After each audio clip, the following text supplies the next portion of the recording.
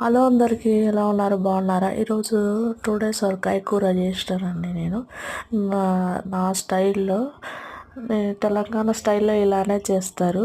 ఎట్లా అంటే ఆయిల్ పోసి, ఇందులో కొంచెం ఆయిల్ ఎక్కువగానే పట్టిద్దండి. ఆయిల్ పోసి అందులో అన్నీ అదే తాలింపుకి వేసేవన్నీ ఐటమ్స్ అన్నీ వేసేసుకొని ఆనియన్స్ వేసి కొంచెం మగ్గినాక, అవి మంచిగా మగ్గినాక సొరకాయ ముక్కలు వేసేయాలి. సొరకాయ ముక్కలు వేసినాక కొంచెం సొరకాయ ముక్కలు మగ్గినాక ఆ పసుపు కూడా నేను తాలింపులోనే వేసుకున్నాను.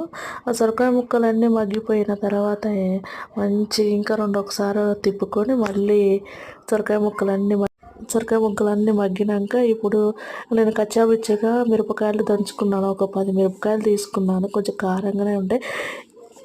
కొంచెం 10 మిరపకాయలు తీసుకొని కచ్చాపిచ్చగా దంచేసి దాంట్లో ఇంకా మొత్తం ఇవి ముక్క ఉడికిపోయిందని టెస్ట్ చేసుకొని దాంట్లో కొంచెం మళ్ళీ సాల్ట్ వేసి కొద్దిసేపు ఉడికిచ్చి కచ్చాపిచ్చగా దంచిన మిరపకాయ ఇది వేసేసాను. పచ్చిది మిరపకాయ అది వేస్తే చాలా టేస్ట్ ఉంటుందండి సొరకాయలో. అలాగా నేను 4 ఎల్లిపాయలు కూడా దంచి కర్రీలో వేసాను.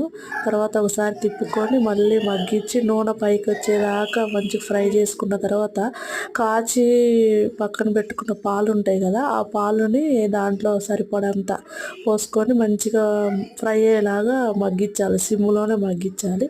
తర్వాత ఇంకా అంతే అండి, అది మొత్తం మగ్గిపోయినాక బంద్ చేసుకోవడమే. చాలా బాగుంటుంది కర్రీ. ఒకసారి ట్రై చేయండి. ఈ వీడియో నచ్చినట్లయితే ఒక లైక్ చేసి సబ్స్క్రైబ్ చేసి బెల్ ఐకాన్ కొట్టడం మర్చిపోవద్దండి. ఒక్కసారి అయితే ట్రై చేయండి, చాలా బాగుంటుంది కర్రీ అయితే. ఓకే అండి, బాయ్.